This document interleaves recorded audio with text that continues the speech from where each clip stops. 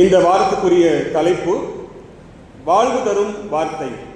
திருவசனம் வாசிக்கலாம். எபிரேயர் 4ஆம் அதிகாரம் 12ஆம் வசனம் ஒருவர் வாசிக்கலாம்.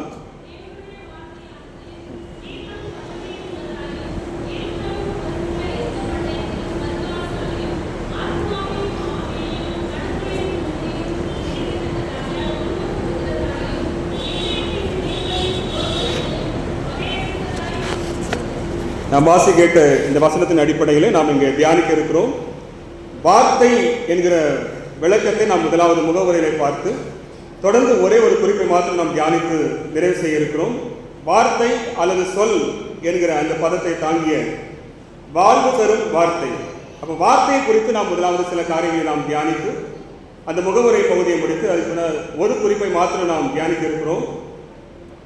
எழுத்து, பல எழுத்துக்கள் சேர்ந்தது வார்த்தை.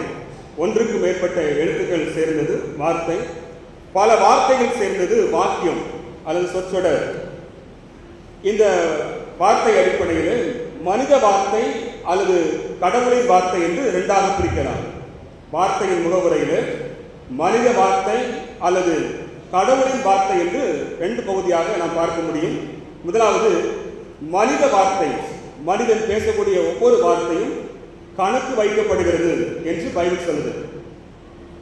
ஒவ்வொரு வார்த்தைக்கும் கணக்கு கொடுக்க வேண்டும் என்பதாக வேதம் சொல்லுகிறது. அதிலே கூடுதலாக மத்தேயு எழுதின சுவிசேஷம் 12ஆம் அதிகாரம் 31ஆம் வசனத்தில் மனுஷர் பேசும் வீணான வார்த்தைகள் யாவையும் குறித்து நியாயத்தீர்ப்பு நாளிலே கணக்கு ஒப்புவிக்க வேண்டும் என்று உங்களுக்கு சொல்லுகிறேன் என்று ஆண்டவர் சொல்லுகிறார். நியாயத்தீர்ப்பு நாளிலே ஒவ்வொரு வார்த்தைக்கும் கணக்கு கொடுக்க வேண்டும். அதிலேயும் வீணான வார்த்தைகள் எதுவும் இருக்குமானால் அதற்கும் நாம் கணக்கு ஒப்புவிக்க வேண்டும் என்று அங்கே ஆண்டவர் இயேசு சொல்லுகிறது நாம் அங்கே பார்க்கிறோம்.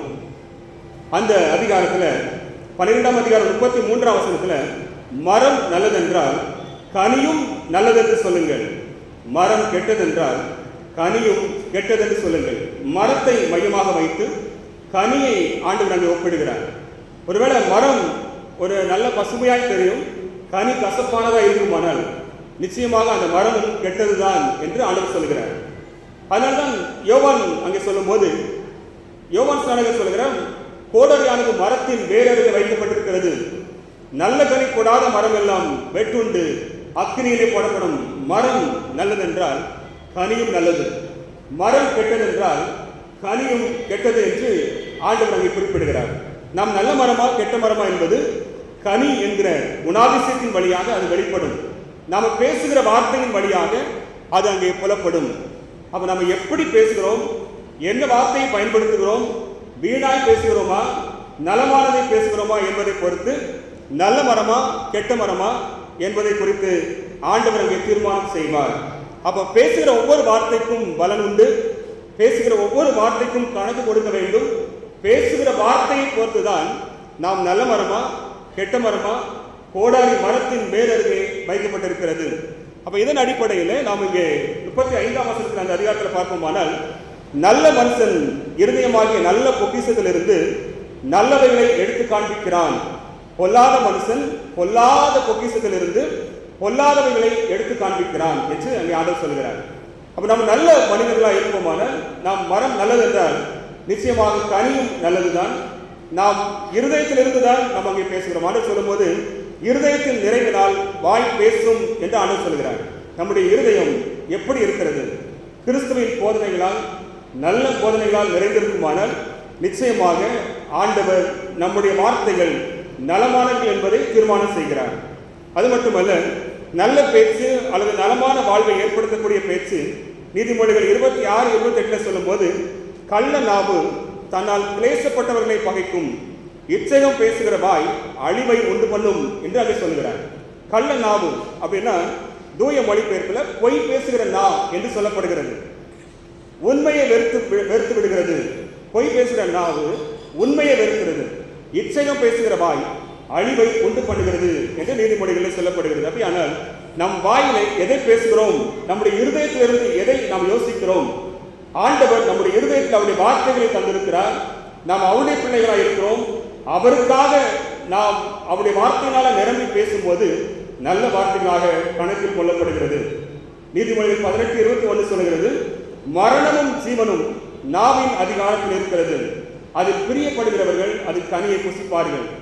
நாம் வாழ்வதும் நாம் வீழ்வதும் பேசுகிற வார்த்தையை பொறுத்துதான் என்பதை நாம் அறிந்தோமானால் கூடிக்கொள்ளுகிற போது தேவையில்லாத வீணான வார்த்தைகளை நாம் தவிர்க்க முடியும். அப்ப ஆண்டவர் நம்மிடத்தில் எதிர்பார்க்கிறது நாம் வாழ வேண்டும். அப்ப தேவையில்லாத வார்த்தைகளை நாம் தவிர்க்க வேண்டும். இயேசு கிறிஸ்துவை பார்ப்போமானால் அனாவசியமாக ஒரு வார்த்தையும் அவர் பேசவில்லை. வாய் திறந்தால் பிதாவின் சித்தத்தை நிறைவேற்றுவதற்காக அவர் அவருடைய கற்பனைகளையும் அவருடைய சுவிசேஷ சத்திய வார்த்தைகளையும் ஆண்டவர் அங்கே பேசியிருக்கிறார். நீதிமொழிகள் 8:13 சொல்கிறது, தீமையை வெறுப்பதே கர்த்தருக்கு பயப்படும் பயம். பெருமை, அகந்தை, தீய வழி, புரட்டு வாயும் நான் வெறுக்கிறேன் என்று ஆண்டவர் சொல்கிறார்.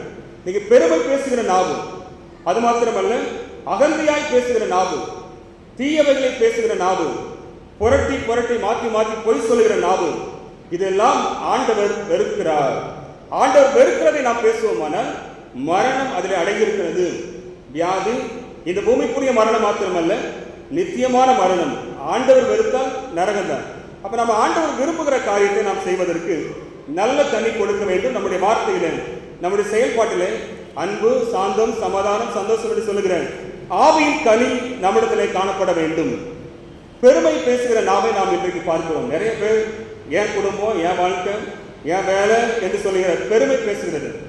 இன்னைக்கு ஆண்டவர் பைபிள் ஒரு பகுதியை பதிவு செய்யப்பட்டிருக்கிற ஒரு சம்பவம். நேபுகாத்நேச்சார் மிகப்பெரிய அரசன், பாபிலோன் அரசாண்ட ராஜாவிலே மிக நேர்த்தியாக பாபிலோனை கட்டமைத்த ஒரு அரசர் உண்டு என்று சொன்னால் நேபுகாத்நேச்சார் மட்டுமே. அப்ப நேபுகாத்நேச்சார் அந்த பாபிலோனை ஆட்சி செய்யும் போது மிகப்பெரிய கட்டடங்களை கட்டினார். கிட்டத்தட்ட அந்த காலத்திலேயே மிக உயரமான 8 மாடி கட்டடங்கள், அங்க நாடு முழுவதும் தேசம் முழுவதும் 8 மாடி கட்டடங்கள் கற்களால் கட்டினார். ஒவ்வொரு கட்டிடத்தினுடைய சுவரும் 2 பகுதியாக பிரிக்கப்பட்டு நடுவிலே மண் நிரப்பப்பட்டு அங்கே மரங்களும் பெரிய பெரிய ராட்சச மரங்களும் செடிகளும் வைக்கப்பட்டு தொங்கும் தோட்டத்தை உருவாக்கினார். மிகப்பெரிய உலக அதிசயத்தை நேபுகாத்நேச்சார் அவன் காலத்திலே உருவாக்கினார். இன்னைக்கும் நேபுகாத்நேச்சாருடைய தொங்கும் தோட்டம் பேசப்படுகிறது. ஆனால் அது இருந்த இடம் இல்லை.